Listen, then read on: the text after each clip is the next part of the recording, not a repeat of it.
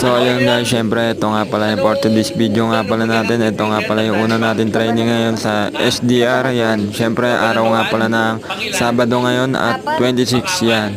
Bali 5 ibon nga pala yung tinraining nga natin ngayon. Bali nandiyan pa nga pala si of color natin sa nilipad natin siya ng NDR. Yan, tinatanong pa nga yung certificate na kung makukuha. Yan, syempre tinatanong kung saan nag-speed yung ibon natin. Tanda-tanda naman ng asawa ko, syempre yan, kasama nga pala yung kapatid ko nga pala niyan nagkarga.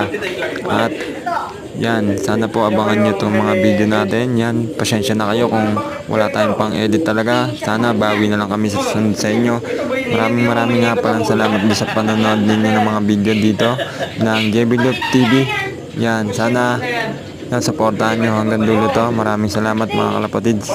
Yan, bali ito nga pa yung last natin yung ibon. Bang.